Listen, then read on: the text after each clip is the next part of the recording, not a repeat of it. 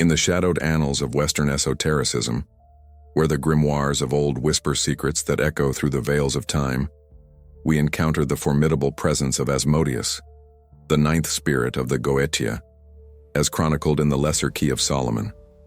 This entity, often depicted as a three-headed abomination, man, bull, and ram, rides upon a dragon of infernal fire, wielding a lance that pierces the illusions of the mortal realm.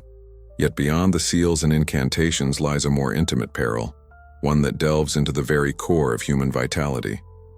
The astral suction, a voracious drain upon the sexual energies that bind body and spirit. Our tale begins not in the opulent courts of Renaissance Europe, but in the misty hollows of Appalachian folklore, where echoes of Celtic Wicca intertwine with the imported grimoires of Elizabethan England, brought across the Atlantic by those who sought fortune in the New World. Imagine a solitary practitioner, steeped in the traditions of hoodoo and ceremonial magic, who, in the dim glow of a candlelit attic in rural Virginia, first uttered the words that would summon not just knowledge, but a ravenous hunger from the abyss. This practitioner, whom we shall call Elias, a name drawn from the biblical seer who ascended in a chariot of fire, had long been drawn to the Goetic arts. Born in the foothills of the Blue Ridge Mountains, Elias grew up amid tales of haints and shapeshifters, where the boundary between the living and the spectral was as thin as mountain fog. His initiation came early, through a tattered copy of the Grimorium Verum, passed down from a great-uncle who dabbled in voodoo charms from New Orleans. By his 30th year, Elias had mastered the basics, the protective circles etched in virgin parchment, the invocations laced with divine names from the Shemamforash. But Asmodeus called to him with a promise of revelation, secrets of the heart's deepest desires, the unraveling of romantic knots that had plagued his life since youth. In the Goetia, Asmodeus is no mere tempter. He is the king of wrath and lust, the one who slays one's enemies with subtle poisons of the soul. Elias, seeking to mend a fractured love affair, prepared his temple with the utmost reverence. A triangle of art inscribed with the Spirit's seal, flanked by the archangels Michael and Raphael, whose names formed a bulwark against the infernal tide. As the moon waned over the Shenandoah Valley, Elias began the rite. The air grew thick, charged with the scent of frankincense and myrrh, mingled with the earthy undertone of graveyard dirt, a nod to hoodoo's grounding influence. He recited the first key from the Lemegeton, his voice steady, invoking the spirit by its N. Asmodee, come thou forth in comely and fair shape, without deformity or horror. At first, compliance seemed granted. A warmth spread through the room, like the first blush of dawn, and visions flickered in Elias's mind's eye. Pathways to passion unblocked, lovers drawn inexorably close. But as the evocation deepened, crossing into the pathworking realm, a meditative journey into the spirit's domain, the boundaries blurred. What began as a dialogue of symbols, where Asmodeus appeared as a crowned figure offering a chalice of elixir, shifted into something far more invasive.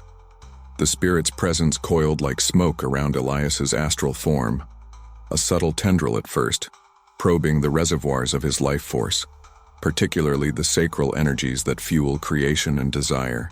This was no crude assault, but a sophisticated siphoning, drawing upon the generative waters of the lower chakras, those hidden springs where the alchemical marriage of opposites brews the elixir of life. In the Appalachian traditions whispered around crackling hearths, such drains were likened to the haint-suck, where restless spirits of the hollows leached the vigor from the unwary, leaving them hollow-eyed and listless, much like the folk tales of the Bell Witch that haunted the Tennessee borders, her ethereal fingers forever grasping at the vital spark of the living. Elias, attuned to these local lore through childhood yarns spun by his grandmother, a woman who brewed herbal poultices laced with High John the Conqueror root for protection against such nocturnal thieves, pressed onward, mistaking the pull for the price of wisdom. The pathworking unfolded like a dream woven from the threads of Celtic knotwork, leading him through veils of crimson mist into the inner sanctum of Asmodeus's domain. There, amid halls of polished obsidian that reflected the practitioner's every unspoken longing, the demon manifested not in terror but in seductive counsel. His form shifted fluidly, the bull's head lowing promises of unbridled strength, the ram's horns curling like the spirals of desire in ancient fertility rites, the man's face bearing the knowing smile of a Renaissance libertine, perhaps echoing the libertinism of the hellfire clubs that once scandalized the British gentry, their echoes carried westward by indentured servants fleeing scandal. "Reveal to me the arts of the heart," Elias implored, his astral voice echoing off walls that pulsed with the rhythm of distant drums that might have been the heartbeat of African diasporic rhythms blended into the hoodoo crossroads rituals of the South. Asmodeus inclined his head, and in that gesture, the lance extended not as weapon, but as conduit, a silver thread that pierced the veil between operator and evoked, initiating the flow. The suction began imperceptibly, a tide ebbing from the solar plexus downward, sapping the fiery essence that the Rosicrucians termed the red lion, the volatile spirit of passion that, when unchecked, devours its host. To understand this intrusion, we must turn to the hermetic principles that underpin all ceremonial magic, principles etched into the emerald tablet of Hermes Trismegistus and echoed in the Elizabethan scrying sessions of John Dee. The astral plane, that intermediary realm between the material and the divine, is a tapestry of subtle bodies, ethereal counterparts to our flesh, woven from the quintessence of prana or autic force. In the Goetic tradition, spirits like Asmodeus do not merely appear. They interface with these bodies, drawing upon the etheric currents that sustain us. Sexual energy, or what the alchemists termed the serpent fire of Kundalini in Eastern syncretism, or the generative force in Rosicrucian lore, is the most potent of these currents, a river of vitality that, when aroused, floods the chakras with luminous power. Yet this same potency makes it a beacon for entities whose nature is to consume and transform. In the context of American occultism, this dynamic finds rich soil in the hoodoo practices of the Mississippi Delta, where root doctors warn of hot foot spirits that scorch the path of desire, or in the voodoo lows of New Orleans, where Urzuli Frida, the spirit of love, demands offerings of perfume and honey lest she withdraw her favors, leaving the supplicant drained like a wilted magnolia in the bayou heat.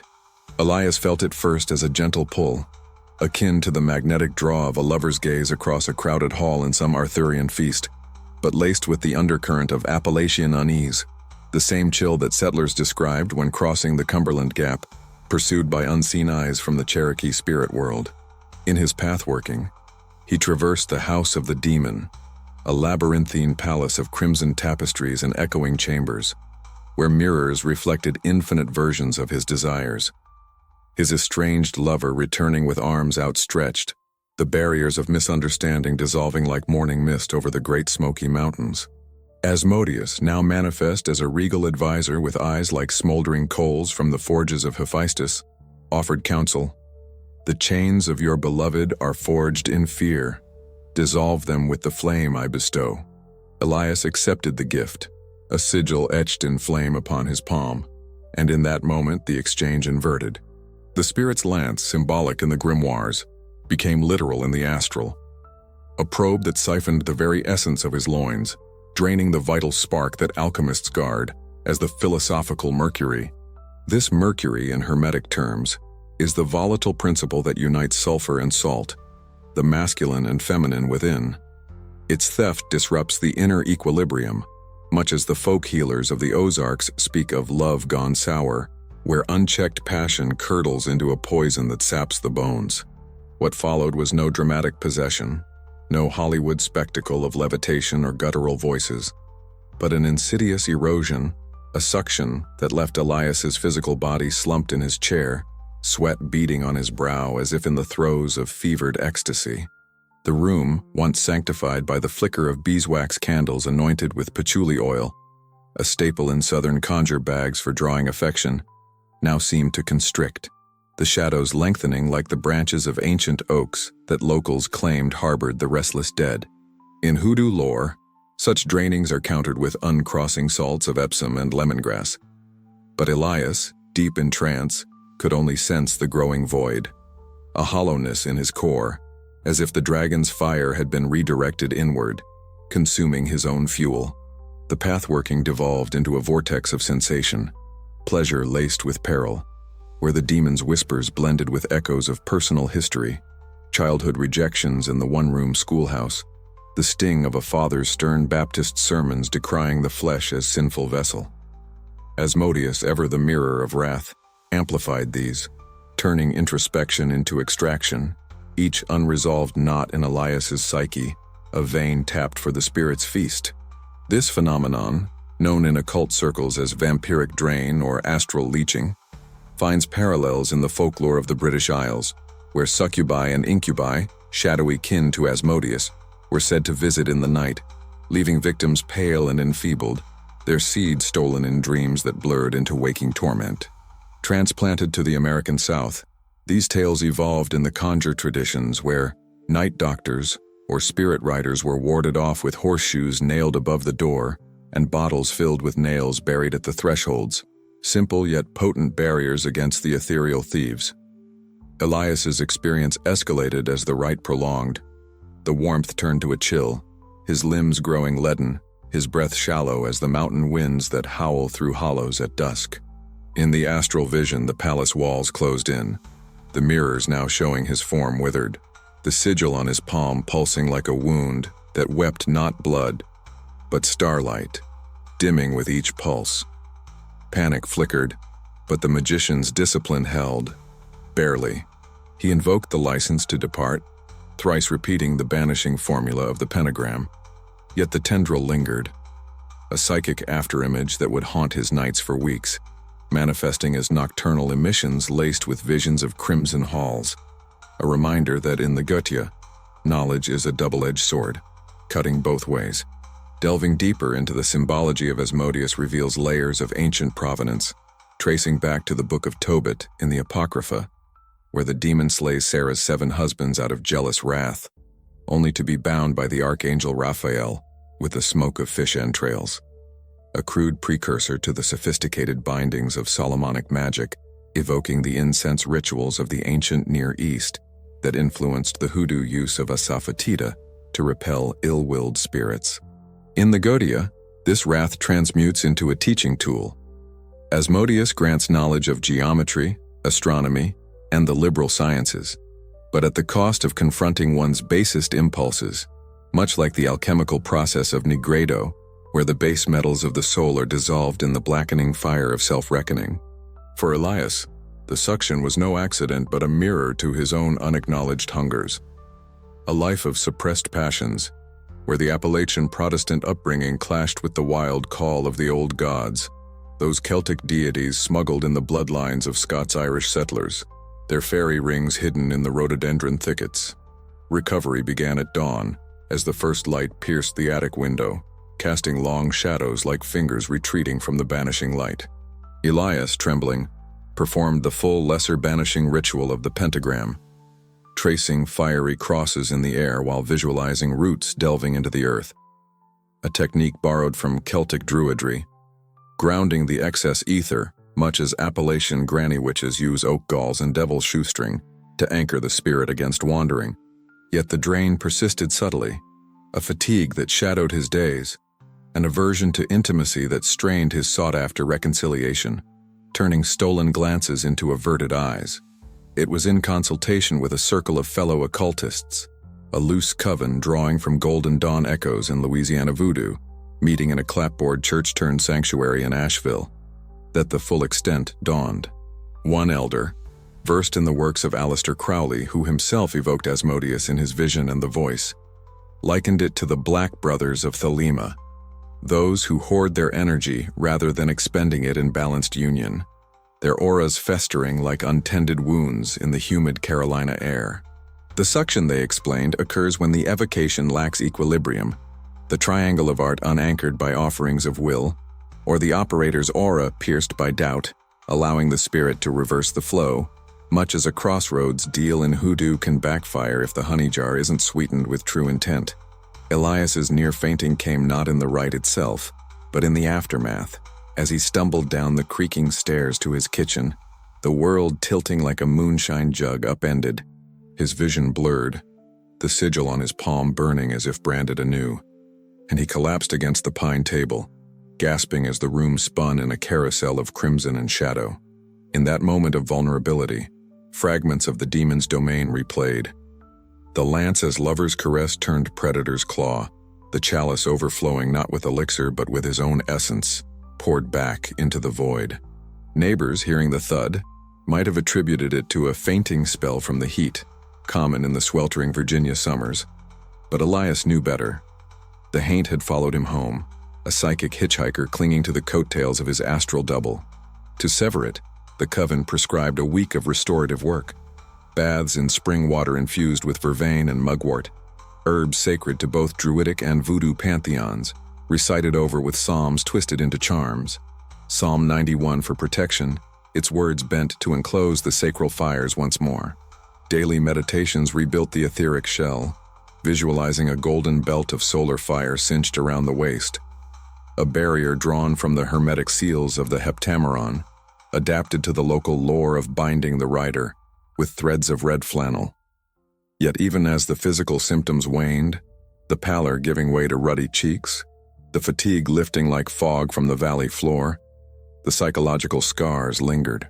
Dreams invaded his sleep, not as terrors but as seductions.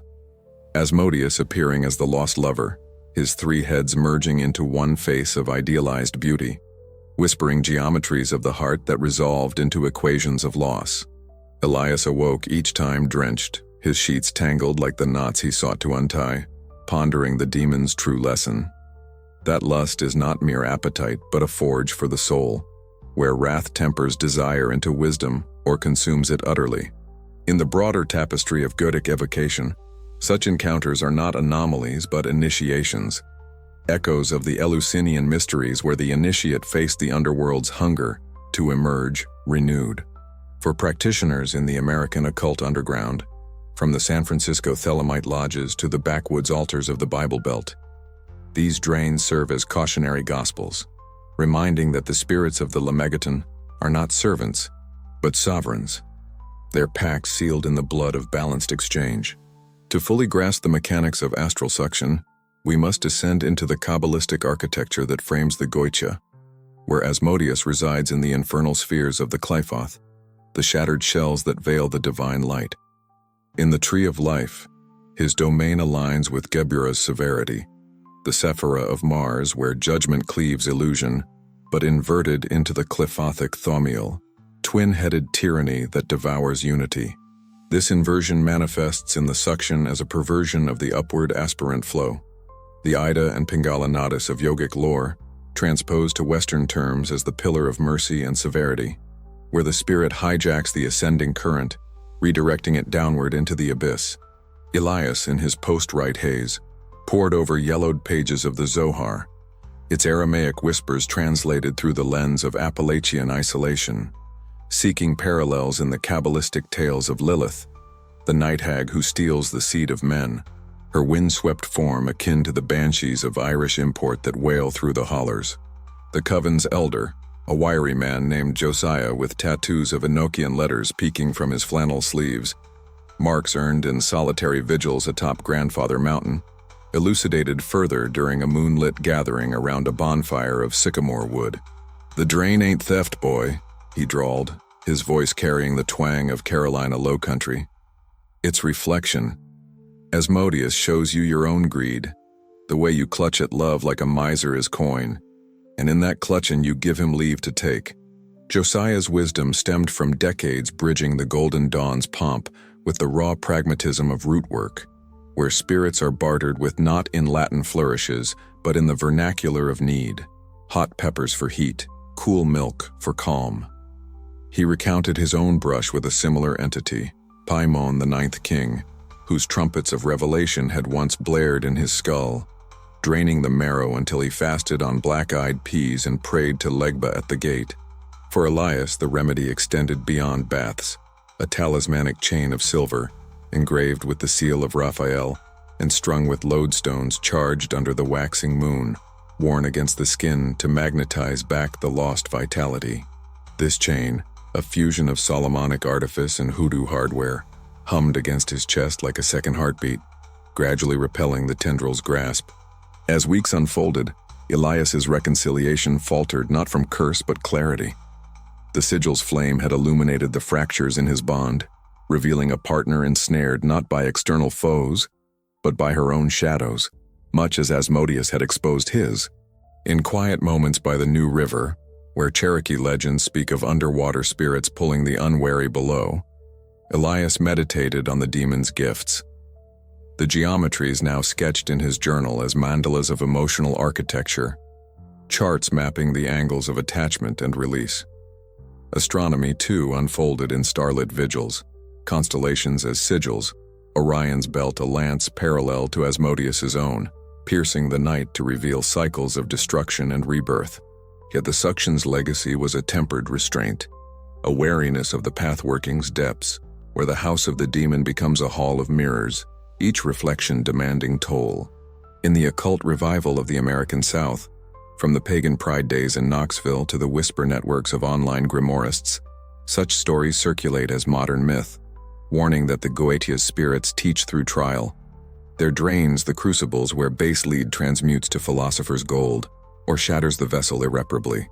Expanding upon these trials, let us explore the broader implications for the ceremonial magician navigating the astral wilds, where entities like Asmodeus embody the Jungian shadow, the repressed aspects that, when evoked without preparation, overwhelm the ego's fragile throne.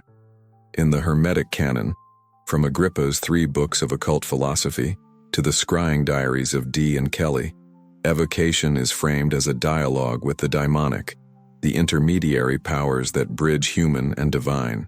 Yet in the syncretic soil of the United States, this dialogue absorbs flavors of indigenous and African diasporic currents. The Navajo skinwalkers' shape-shifting perils echoing the Goetic forms, or the Yoruba Orisha's demands for A's, life force, mirroring the suction's exchange. Elias, reflecting in the solitude of his attic now purified with sage from the Smokies and copal resin from Mexican botanicas, began to integrate the ordeal into a personal grimoire, inscribing wards against leeching, invocations to Uriel for illumination of hidden drains, visualizations of the astral body clad in armor of visualized feathers, reminiscent of the thunderbird talismans in Plains Indian conjure. The coven's sessions evolved into deeper explorations, invoking auxiliary spirits for reinforcement, Haniel for harmonious unions, her dove-winged form a counter to Asmodeus's draconic fury. Under Josiah's guidance, Elias undertook a secondary rite, a hoodoo-style uncrossing crossroads walk, pacing the dirt lanes at midnight with a black candle in hand, reciting the 91st Psalm while scattering cornmeal offerings to appease any lingering attachments. This walk, a staple in Southern folk magic for severing ties, dissolved the final psychic knots, the air shimmering as if the veil thinned once more, but now under the practitioner's command. Dreams shifted from predation to prophecy. Visions of Asmodeus enthroned not in wrath but wisdom, his lance a scepter of measured passion, teaching the geometry of boundaries, circles within circles, triangles of containment that prevent overflow. In time, Elias's vitality returned amplified, the drain forging resilience like iron in the blacksmith's fire, a motif central to Appalachian lore, where forges birthed not just tools, but legends of Paul Bunyan's kin hammering thunder. His romantic pursuit, though unresolved in form, transformed in essence.